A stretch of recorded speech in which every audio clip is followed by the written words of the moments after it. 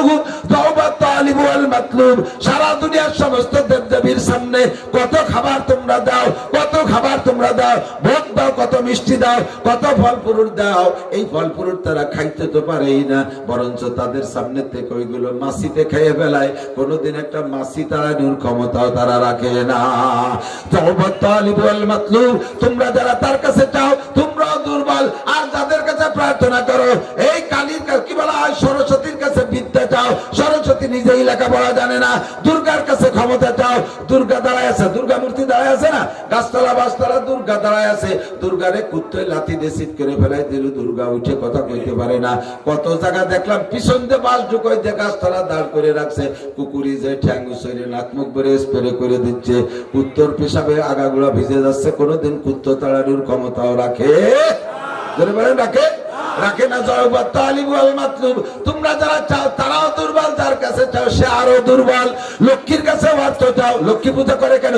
লক্ষ্মীর কাছে অর্থ চাও, লক্ষ্মীর পেট ভরা একটা পয়সাও নাই, লক্ষ্মীর পেট ভরা খালি খেয়াল কুটো ছাড়া আর কিছু নাই। কথা গান কার কাছে চাও? যার কাছে চাও সেও দুর্বল, তোমরাও দুর্বল। কাজেই মহাশক্তিমান আল্লাহ, কাদেরে মুতলাকবার আল্লাহ, কাদেরে কুদরত দারি হর চেকাহি আকুনি, মুর্দারা তো জানে বখশি জিন্দারা বে জাকুনি। সমস্ত মরারে বাঁচাইতে পারে, বাঁচারে মারতে পারে, ফকিরকে ধনী বানাইতে পারে। কথা বলেন, ফকিরকে ধনী বানাইতে পারে, ধনীকে আল্লাহ ফকির বানাইতে পারে। গাগাদারা মুলকে বখশি গাহাসারা চোগাদা আসবারায়ে নিমেনানে দরবদর হয় রাকুনি। নদীর কুল ভাঙ্গে কুল গাড়ে, এই তো নদীর খেলা, সকাল বেলা ধনী রে তুই ফকির, সন্ধ্যা বেলা কোনো গ্যাটিস হবে না। মিয়া ওয়াজের মধ্যে গ্যাটিস গুটিস দিয়ে সব লাইন নষ্ট হয়ে গেল। যদি কালেকশন হচ্ছে পোস্টারে লিখতে বিশাল কালেকশন মাহফিল, পোস্টারে লাগছে বিশাল ওয়াজ মাহফিল, জড়িয়ে তার মধ্যে কালেকশনে সুতা একখান বই দেয়, কোনো প্রশ্ন হবে না। আমি প্রশ্নের জবে জায়গা দিই না, যা আমি নিয়ত করছি তাই আমি কব, ঠিক আছে তো? নোটক নাটক কথা হবে না, 1 টাকাও কেউ দেবেন না মাদ্রাসায়, ঠিক আছে? যার সময় 1000 2000 দিয়ে যাবেন, আমি 1 টাকা দিতে নিষেধ করছি। আল্লাহু আকবার। সর্বময় ক্ষমতার মালিক কে? তায়েবাসীকে এই দাওয়াত দিলে তায়েবালারা কয় এই 33 কোটি দেবদেবীর পূজারি, তাই বছরে 2-3 মাস ভাতের অভাবে মরে যাই, আর তুমি সবগুলোতে মুখ ফিরে এক আল্লাহর দিক ফিরেছো, না খায় মারার জন্য প্ল্যান করছো, তাই না? আর ভাও কথার কোনোদিন কবে না, তাড়াতাড়ি যে আনতেছো সেই জায়গায় যাও, মক্কার ছেলে মক্কায় যাও, মামবাড়ির মাতুবাড়ি এই জায়গা চলবে না। হুজুর তো এ কথায় থামিয়ে যান নাই, হুজুর বয়ান দিয়েই যাচ্ছে। তায়েফের লিডাররা যুবকদের লাগাই দিয়েছে, সর্বকালে যুবকরাই তো ক্যাডার, দেখেন না যুবকদের ধাক্কায় শেখ হাসিনা তাই থাকতে পারলো না। আল্লাহ হেফাজত করুক, আমিন। ফাঁকে ফাঁকে কয়ে দিয়ে জাতি আয়, পাগলামি কেউ করলে সেই টিকতে পারবে না। আওয়ামী লীগ বাংলাদেশের সবচেয়ে বড় দল, 15-16 বছর ক্ষমতায় থাকার পরে টিকতে পারে নাই, বাকি সব মিলে কিন্তু খুব ছোট ছোট দল। এত ছোট দল হয়ে যদি শৃঙ্খলা নষ্ট করো, বিশৃঙ্খলা করো, তারা তো 16 বছর থাকতে তুমি 16 দিনও থাকতে পারবা না। কতক্ষণ? এটাই ভালো করে বলেন, ঠিক? আল্লাহ তাআলা বুঝাই ছাড়িয়ে দেয়, ফাতাবিরু ইয়া উলিল আবসার, ওখান থেকে উপদেশ গ্রহণ করো, ওখান থেকে উপদেশ গ্রহণ করো। চাঁদাবাজি, বাজার দখল, ঘাট দখল, হাট দখল ইত্যাদি করো, কারা করো? এত বড় ফাজলামি করলে টিকতে পারবে না। অত বড় দল হয়ে টিকতে পারে নাই, তোমরা তাদের চেয়ে অনেক ছোট, তোমরা টিকতে পারবে না 16 দিনও। আল্লাহু আকবার। এবার মায়ের শুরু হয়েছে, যুবকরা মারতে মারতে রক্তাক্ত করে। হুজুর এই রক্তাক্ত দেহ নিয়ে যেই পাহাড়ের গায়ে কায়তে শুয়েছিলেন, সেই জায়গাটা সবাই তো জানে না, চেনেন, আমরা তো কোরআন হাদিস পড়ে জানি। ওই জায়গা যেয়ে দেখলাম আরবিতে পাহাড়ের গায়ে মোহাম্মদ শব্দ লেখা হয়ে আছে। নবী আলাইহিস সালাতু ওয়াস সালাম মায়ের খাওয়ার পরে জিবরাইল আর মিকাইল পাহাড়ের দায়িত্বশীল ফেরেশতারা যে বলে, ওগো আল্লাহ নবী অর্ডার দেন, 2 পাশের পাহাড় চাপা দিয়ে এদেরকে মশলা বাটার মতো বাইটে ফেসে ফেলবো, আপনি শুধু অর্ডার দেন। মিকাইল আলাইহিস সালাম, ইসরাফিল, আজরাইল সব ফেরেশতা এসে হুজুর বলেন, আজরাইল কয় হুজুর কত মানুষে মারলাম, আজকে এই কয়টার একটু মারি ঠিক যায়, একটু অনুমতি দেন। হুজুর কয় এদের মেরে ফেললে আমি কলেমার দাওয়াত দেব কাদের কাছে? আমি তাদেরকে মারার হুকুম দিতে পারবো না। আল্লাহু আকবার। রহমাতুল লিল আলামিন নবী আমার তাদেরকে ক্ষমা করে দিয়েছেন। এরপরে আল্লাহর কাছে বলে, আল্লাহ আমি তো ক্ষমা করে দিয়েছি, তুমি যেন আবার তাদেরকে অ্যাটাক করো না। আল্লাহ রাসূল যখন তাদেরকে ক্ষমা করে দিয়েছেন, ওই সময় আল্লাহ পাক বলেন ইন্নাকা লাআলা খুলুকিন আযীম। এমন চরিত্রের মানুষ হয় না। আখলাক তিন প্রকার, ভালো আখলাক তিন প্রকার। একটা হলো খুলুকে হাসান, আর একটা খুলুকে কারীম, আর একটা হলো খুলুকে আযীম। খুলুকে হাসান ভালো চরিত্র, তা কাকে বলে? জাযাউ সাইয়্যাতিন সাইয়্যাতুম মিসলুহা। যে আপনারে যতটুক ক্ষতি করছে তারে অতটুক ক্ষতি করে দেবেন, বাড়বেন না এক ইঞ্চিও, তার নাম খুলুকে হাসান। একটা ঘুষি দিয়েছে একটা ঘুষি দেবেন, নাকে দিয়েছে নাকে দেবেন, পিঠি দিয়েছে পিঠি দেবেন। আপনারা পিঠি দিয়েছে আর আপনি নাহে দিলেন, বেশি হয়ে গেছে, হবে না। এটা ছিল হযরত মুসা আলাইহিস সালামের স্বভাব। মুসা আলাইহিস সালামকে কেউ একটা থাপ্পড় দিয়ে সে খালি হাতে ফিরে যেতে পারেনি, খালি পিঠ নিয়ে একটা খাইয়ে যা লাগছে। এনার নাম হলো, ওনার উপাধি ছিল খুলুকে হাসান। ঈসা আলাইহিস সালামের স্বভাব ছিল খুলুকে কারীম। যদি কেউ নাকি একটা থাপ্পড় দিত তাহলে উনি প্রতিশোধ নেওয়ার ক্ষমতা থাকা সত্ত্বেও নিতেন না, তারা মাফ করে দিতেন। এটা ঈসা আলাইহিস সালাম, এই জন্য ওনাকে বলা হয় খুলুকে কারীমের অধিকারী। আর আমার নবীর স্বভাবের নাম আল্লাহ বলছেন খুলুকে আযীম। খুলুকে আযীম কেন বললেন? 5টা গুণ বিশিষ্ট আখলাককে বলা হয় খুলুকে আযীম। এক নম্বরে প্রতিশোধ নেওয়ার ক্ষমতা থাকা সত্ত্বেও প্রতিশোধ না নেওয়া, প্রতিশোধ না নেওয়া, হুজুরটা নিতেন না। 2 নম্বরে কেউ যদি গায়ে আঘাত করতো তার কাছে মাফ চাইতেন, নিশ্চয়ই তুমি আমার পর কষ্ট পেয়ে আমার আঘাত করেছো, তুমি আমাকে মাফ করে দিও। 2 3 নম্বরে তারা এবার মাফ করে দিতেন, তোমারও আমি মাফ করে দিলাম। 4 নম্বরে তার হাত ধরে মেসেজ করে দিতেন, তুমি কি ঘুষি দিয়ে হাতে ব্যথা পাইছো? 5 নম্বরে তার জন্য আল্লাহর কাছে ক্ষমা চাইতেন, দোয়া করতেন। এই 5টা কারবারই তাইফে থাকতে হুজুর করলেন, যার কারণে আল্লাহ পাক বললেন নুন ওয়াল কলামি ওয়া মা ইয়াসতুরুন মা আনতা বিনিমাতি রাব্বিকা বিমাজনুন ওয়া ইন্না লাকা লাআজরান গায়রা মামনুন ওয়া ইন্নাকা লাআলা খুলুকিন আযীম। আপনি সর্বোত্তম চরিত্রের অধিকারী, জোরে কোন সুবহানাল্লাহ।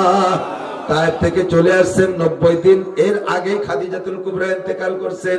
বাসায় ফেরার পরে, বাসায় আসার এদিক তাকান, যদি কেউ রাস্তাঘাটে অ্যাক্সিডেন্ট করেন, মারামারি করেন, মাইর খেয়ে আসেন বা মেরে আসেন বা যে কোনো দুর্ঘটনা ঘটে, বাসায় আসার পরে ঘরে যদি স্ত্রী তাকে আপনাকে সান্ত্বনা দেয়, মুখ বেজার খা, কয় রাস্তায় গেছিলাম পোলা পান্ডা মাছ, ও কোনো ঘটনা না, চুপ করে থামেন।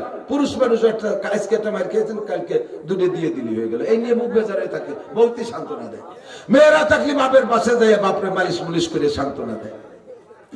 ছেলেরা থাকলে বাপের পক্ষে যাইয়া সেই হত্যা আক্রমণকারীর উপরে আক্রমণ করে, প্রতিশোধ নেয়। গোষ্ঠীতে আপন কেউ থাকলে সেভাবে প্রতিশোধ নেয়। হুজুরের ঘরে কেউ নেই, মা নাই, বাপ নাই, স্ত্রী খাদিজা নেই, মেয়েগুলোর বিয়ে দেওয়া হয়ে গেছে, একটা ছেলে নাই, 3টে ছেলে শিশুকালে মারা গেছে। আশ্রয় নেওয়ার মতো, সান্ত্বনা দেওয়ার মতো কেউ নাই। হুজুর মুখখান বেজার। বেজার মানে মায়ের খাইছে, শোধ নিতে পারে না, সেজন্যই বেজার, তা না। হুজুর চিনতে আছে, আমি তো মাফ করে দিছি। যদি আল্লাহ পাক আবার তায়েফবাসীদেরকে ধ্বংস করে দেয়, তাহলে তাদের আমি কলেমার দাওয়াত দেবো কাদের কাছে? আল্লাহ যেন তাদেরকে ধ্বংস না করে দেয়, এই জন্যই মুখখান বেজার বেজার ভাবে। 90 দিনের মধ্যে হুজুর হাসেন নাই, 90 দিনের মধ্যে হুজুর হাসেন নাই।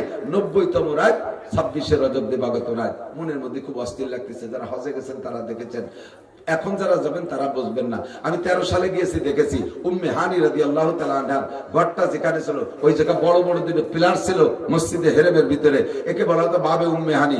এর থেকে উত্তর দিক যাইয়া সাফা মারওয়া, সাফা মারওয়ার ওই পাশে যাইয়া হুজুরের বাড়ি, তার ওই পাশে আবু জাহেলের বাড়ি।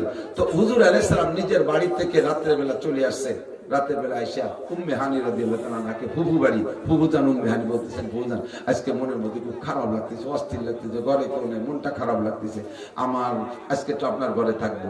তো ফুফুজানের ঘরও এত ছোট যে ভাতিজাকে ঘরের ভিতরে এক রুমই রাখবে, উনি আর এক রুমে থাকবে, এরকম না, একটাই মাত্র রুম। ওই রুমের ভিতরে উম্মে হানি ফুফুজান থাকেন। হুজুরকে বললেন, ভাতিজা তুমি ঘরের মধ্যে থাকো, আমি বারান্দায় থাকি। হুজুর বললেন, ফুফু আপনি মহিলা মানুষ, বারান্দায় থাকবে কেন?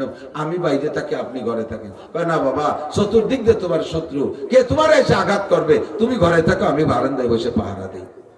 হুজুরকে ঘরে রেখে উম্মে হানি বারান্দায়, কাবা ঘরের একেবারে নিকটে, 30 থেকে 35 হাত দূরে। আল্লাহ, গভীর রাত্রে উম্মে হানি বারান্দায় ঘুমিয়ে গেছেন যখন, হঠাৎ করে দেখে হুজুরের মাথার কাছে কে যেন এসে মাথা মেসেজ করে, পায়ের কাছে একজন পা হালকা হালকা করে পা চিপতেছে। হুজুর বললেন, মান আইকাস তুমানি, তোমরা দুইজন কারা? জিবরিল বলেন হুজুর লা তাহজান ওয়ালা তাখাফ, ভয় পেন না, টেনশন করে না। আগে যদি পরিচয় না দেয় তাহলে শত্রুতে তো চতুর্দিক দিয়ে ভরা, মনে করতে পারে কোনো না কোনো ভাবে শত্রু ঘরে ঢুকে আমাকে আঘাত করবে। জিবরাইল বলেন লা তাহজান ওয়ালা তাখাফ, ভয় পেন না, টেনশন করেন না। আনা জিবরাইল ওয়া হাদা মিকাইল, আমরা দুইজন আসছি। ঘরের মটকা খুলছে, দরজা খুলে নাই, ফুফুজানকে টের পাইতে দেয় নাই। ঘরের মটকা খুলে সাত খুইলা নবী আলাইহিস সালামকে কোলে করে নিয়ে হাজী সাহেবরা গিয়েছেন। হাতিমে কাবা একটা আছে, হাতিমে কাবা, কাবার পাশে এরকম একটা বাউন্ডারি আছে অতিরিক্ত। ইব্রাহিম আলাইহিস সালামের সময় ওইটাও কাবার মধ্যে ছিল। পরে হাজ্জাজ ইবনে ইউসুফ পরবর্তীতে সংস্করণে এসে হুজুরের দাদারাই ওই টুকরে বাদ দিয়ে কাবাঘর নির্মাণ করেছে। এই হাতিমে কাবা, কাবার ছাদের পানি পড়ার জন্য একটা ডুঙ্গা আছে, এর নাম হলো মিজাবে রহমত। এই মিজাবে রহমতের নিচে হাতিমে কাবার মধ্যে নবী পাককে শোয়াইছেন। হুজুর বলেন আনা ফিল ইকসাম, আমি তখন ঘুম না, বিলকুল সজাগ। আমি দেখতেছি আমারে চিৎ করে শোয়াইয়া আমার মাথার কাছে তসতুম মিনাজ যাহাব, স্বর্ণের একটা পেয়ালা, ওইটা ভরা পানি। আর এই পানি কেমন পানি? মুলাওয়াতুম মিনান নূর, পানি থেকে আলো চমকাইতেছে, নূর চমকাইতেছে, পানি ভিতরে নড়াচড়া করতেছে। দেখতেছি জিব্রাইল একটা ছুরি নিয়ে আমার হলকুমের মধ্যে ঢুকাই দিয়া নাভি পর্যন্ত ফেড়ে ফেললো। আমি তখনও অজ্ঞান না, আমি তখনও হুঁশ, একটু ব্যথা পাইতেছি না। হাত ঢুকাই দিয়া বুকের মধ্যে হাত ঢুকাই দিয়া বুকটা যেমন খুইলা দুই পাশ থেকে হাড় আর লাশ কলিজা বের করে পানির মধ্যে ভিজায়, তখন আমি সজাগ, আমি হুঁশ। আমি বললাম জিব্রাইল কি ব্যাপার, তোমরা আমাকে অপারেশন করো কেন? জিব্রাইল আমারে বললেন হুজুর সাতারাউনা রাব্বাকুম সাতারা ইন্নাকা তারা রাব্বাকা লাইলাতা উসরিয়া বিকা আশারা বাররা বিগাইরি হিজাব বিরুইয়াল আইন। আজকে আপনার চর্মচক্ষু দিয়ে আরশে আজিমে যায় আপনার রবকে আপনি একে একে 10 বার দেখবেন। আল্লাহ পাক আপনাকে যে বাল্বটা দিয়েছে, এই বাল্বের ভিতরে ধারণ ক্ষমতা যা আছে, এই ধারণ ক্ষমতা দিয়ে আপনি আল্লাহকে দেখে সহ্য করতে পারবেন না। তাই আল্লাহ নুরানি পানি পাঠিয়ে দিয়েছেন। আপনার ভিতরে যা কিছু আছে কলিজা হাড়, এইটারে পানির মধ্যে ভিজাইয়া আপনার বাল্বটাকে পাওয়ার বাড়াই। মুসা নবী আলাইহিস সালাম 40 বছর আল্লাহ পাকের সাথে জাবালে তুরে বসে গল্প করেছেন। গল্পের ভিতর দিয়ে এক পর্যায়ে আল্লাহ পাকের কথা শুনে মুসা এমন আশিক হয়ে গেছে, ও আল্লাহ তোমার কথায় এত মজা, তোমার চেহারায় কেমন মজা। রব্বি আরিনি আনজুর, আল্লাহ আমাকে একটু দেখা দাও। আল্লাহ কালাম ইয়া মুসা ইন্নাকা ক্বালা লান তারানি, আমাকে তুমি দেখে সহ্য করতে পারবা না। জি আল্লাহ পারবো। আল্লাহ তুমি দেখা দাও। আল্লাহ কয় পারবা না, আমি সামান্য একটু নূর এই জাবালে তুরের উপরে রাখি, ফাইন ইস্তাকাররা মাকানাহু ফাসাউফা তারানি, ওই চোখ দেখে যদি সহ্য করতে পারো তারপরে আমার বাকি নূর তোমাকে একটু একটু করে বাড়ায় বাড়ায় দেখাবো। ফালাম্মা তাজাল্লা রাব্বুহু লিল জাবাল জালাহু দাক্কা ওয়া কাররা মুসা সাইকা, আল্লাহ পাক সামান্য একটু নূর জাবালে তুরের উপরে রাখছে, আর তুর পাহাড়টা টাস করে ফাইটে চূর্ণ বিচূর্ণ হইয়া পুরা ছাই সুরমা হয়ে গেছে। আর মুসা আলাইহিস সালাতু ওয়াস সালাম এক নজর দেইগা একটা চিৎকার মেরে অজ্ঞান হয়ে পড়ে গিয়েছিলেন। জিবরাইল কে নবী মুসা আলাইহিস সালাম 40 বছর সরাসরি আল্লাহর সাথে কথা বলার পরও সামান্য নূরে সহ্য করতে পারে নাই। আর আজকে আপনি আপনার রবের পূর্ণ নূর, আল্লাহর পূর্ণ নূর, আল্লাহর নূর কতটুক? আল্লাহু নূরুস সামাওয়াতি ওয়াল আরদ, আল্লাহু নূরুস সামাওয়াতি ওয়াল আরদ, আসমান জমিন ভরা সব জায়গা আল্লাহর নূর। এইটা আল্লাহ পাক আজকে আপনাকে সরাসরি দেখাবে। আপনি পূর্ণ নূর দেখে সহ্য করতে পারবেন না, তাই আপনার বাল্বটাকে পাওয়ার দেওয়ার জন্য আল্লাহ পাক নূরানি পানি পাঠাইয়া দিছে। সব ঠিক করে জিবরাইল হুজুর বলেন জিবরাইল আমার বুকের মধ্যে হার্ট আর লাংস আর বাল্ব সব সেট করে দিয়া বুকের উপরে একটা ডলা দিয়েছে, আবার আগের মতো হয়ে গেছে। কন্যা সুবহানাল্লাহ। এবার জিবরাইল আমার উঠে বসাইছে, পাশেই দেখি একটা প্রাণী, পিছনের সাইডটা অত্যন্ত সুন্দর ঘোড়ার মতো, সামনের সাইডটা আবার অত্যন্ত সুন্দরী একজন নারীর মতো, আবার পাখির মতো দুইটা ডানা আছে, সামনে পায়ের সাইডটা পাই আবার ঘোড়ার মতো, আবার মানুষের মতো দুইটা হাতও আছে। আল্লাহু আকবার। আমি দেখে বললাম জিবরাইল সাজা, ও জিবরাইল এইটা কি? জিবরাইল কে হাদা মারকাবুক, এইটা আপনার যানবাহন। মাসমুহু এর নাম কি? জিবরাইল কে ইসমুহু বুরাক, এর নাম হলো বুরাক। হুজুর বলেন কাইফা মুরুরুহু, এটা চলে কত জোরে? কয় মুরুরুহু কালবার, এর গতি হলো বিদ্যুতের মতো, 1 সেকেন্ডে 1,86,000 মাইল যায়। হুজুরকে বলেন হুজুর উঠে বসেন, রাতের বেশি না, সময় কম। সুবহানাল্লাযী আসরা বিআবদিহি লাইলান লাইলান মানে রাতের কিছু অংশ, রাতের বেলা সফর হবে। এবার হুজুর বললেন জিবরাইল এইটা কোত্থেকে আনছো? কয়টা জান্নাত থেকে আনছি। কষ্ট হচ্ছে আপনাদের? এইটা জান্নাত থেকে আনছি। হুজুর বললেন জিবরাইল আমার এই বুরাকে আমার উঠা সম্ভব না। কয় কেন উঠা সম্ভব না? কয় বলো আমি জান্নাতি বুরাকে উঠবো, আমার উম্মতের জন্য কি বুরাকের ব্যবস্থা আছে কিনা? জিবরাইল কে হুজুর লা তাহজান ওয়া লা তাকাব, ভয় পেন না, টেনশন করেন না, আপনার কলেমা পড়া আমার দিক কলেমা পড়া যত উম্মত আছে যারা ঈমানের সাথে কলেমা পড়ে ঈমান নিয়ে দুনিয়া থেকে যাইতে পারবে, এদের প্রত্যেকের নামে জান্নাতের মধ্যে এক একটা করে বুরাক বাঁধা আছে। হুজুর বললেন তাহলে উঠা যায়। এবার বুরাকে উঠার জন্য প্রস্তুতি নিয়েছে। বুরাকে একটু সুখী করতেছে, একটু ঝাঁকি ঝাঁকি ভাব, একটু নড়াচড়া করে, কেমন যেন উঠতে দেবে না একটা ভাব। জিবরাইল বুরাককে ধমক দেবে, ইয়া বুরাকা তারিফু মান হাজা, বুরাক লাফালাফি কেন করিস, কেন উঠতে দিচ্ছিস না, ঝাঁকাঝাঁকি কেন করিস, তোর পিঠে আজকে কে আরোহণ করবে তুই কি জানিস? বুরাক কয় জিবরাইল ধমক দেবেন না, আপনি অবশ্যই আমার চাইতে বেশি চেনেন ইনিকে, তবে আমি আপনার চাইতে কম চিনি না। আমি জান্নাত থেকে বেরিয়ে আসার সময় জান্নাতের গেটে একটা নাম লেখা দেখছি, লা ইলাহা ইল্লাল্লাহ মুহাম্মাদুর রাসূলুল্লাহ, কন্না সুবহানাল্লাহ। আমি সিদরাতুল মুনতাহা পার হই, ও জায়গায় একটা সাইনবোর্ডে এই কলেমা লেখা। আমি বাইতুল মামুর যখন ছেড়ে আসি, ফেরেশতাদের মসজিদের গেটে লেখা দেখি লা ইলাহা ইল্লাল্লাহ মুহাম্মাদুর রাসূলুল্লাহ। সাতটা আসমান পার হয়ে আসি, প্রত্যেক আসমানের গেটে এই নামটা লেখা দেখে আসি। আমি জানি লাউলা গুমা খালাকাল আফলাকা খালিকুহা, লাউলা গুমা খারাজাল ইনসানু মিন আদামি। আমি জানি এনাকে না বানাইলে আল্লাহ আসমান জমিনের কিছু বানাইতেন না। তাহলে এত সম্মানী মেহমানকে পিঠে উঠাবি, তুই লাফালাফি করিস কেন? কয় আমার একটা দাবি আছে, এটা পূরণ করতে হবে, তারপরে আমি স্বাভাবিকভাবে পিঠে উঠাইব। বলো বুরাক তোমার কি দাবি? বুরাক বলতেছে, ওগো জিবরাইল, নবী পাকের কাছে আমার প্রস্তাব, আজকে আমি এই মাঠে আমি ছাড়া আর কোনো বুরাক নাই, কাজে আমি একাই হুজুরকে বহন করব। সেদিন এই নবী জান্নাতে যাবে, জান্নাতের সমস্ত বুরাক এই নবীর পায়ের কাছে এসে দাঁড় হবে, হুজুর আমার পিঠে ওঠেন, হুজুর আমার পিঠে ওঠেন। সেদিন আমিও থাকবো, আজকে আমার হুজুর ওয়াদা দিতে হবে, সেই দিন যত বুরাক আসুক সব বাদ দিয়ে সেদিন আমার পিঠে হুজুর আরোহণ করতে হবে। হুজুর কয় জিবরাইল বুরাক কি কয়? জিবরাইল কয় হুজুর যদিও অ্যানিমেল চতুষ্পদ জন্তু, তবুও তার আসল জ্ঞান ঠিক আছে, আপনি ওয়াদা দেন জান্নাতের মধ্যে বুরাক আপনার জন্য এইটাই হবে। হুজুর কয় বুরাক ঠিক আছে, আমি তোর পিঠে আরোহণ করব। এবার বুরাক পাথরের মতো জইমা গেছে, হুজুর পিঠে উঠে বসলেন, টান শুরু হলো। সর্বপ্রথম মক্কা থেকে মদিনায় গেছেন 450 কিলোমিটার পথ যাইয়া হুজুর বল বুরাককে বলছে, বুরাক কম, বুরাক দাঁড়াও। বুরাক দাঁড়াইছে, হুজুরকে বলে হুজুর ইনজিল একটু নামেন। হুজুর বলে আই না, এটা কোথায় নামবো? কয় হাজা মদিনা, হাজা ইয়াসরিব, এইটার নাম ইয়াসরিব মদিনা। হুজুর বলে এই জায়গায় নামবো কেন? হাজা মাউজু হিজরাতিক, আর বেশি দিন দেরি নাই, 3-4 বছর পরে, 4-5 বছর পরে আপনাকে আপনার জাতি মক্কায় থাকতে দেবে না, এইটা হবে আপনার হিজরতের স্থান। এইটা আবু আইয়ুব আনসারীর বাড়ি, এই বাড়ি কয়েকদিন থাকবেন, এইটা আপনার মসজিদ নববী বানানোর জায়গা, এই জায়গা মসজিদ বানাইবেন, এই জায়গা হবে আপনার কামরা। সব হুজুরকে দেখাইলেন।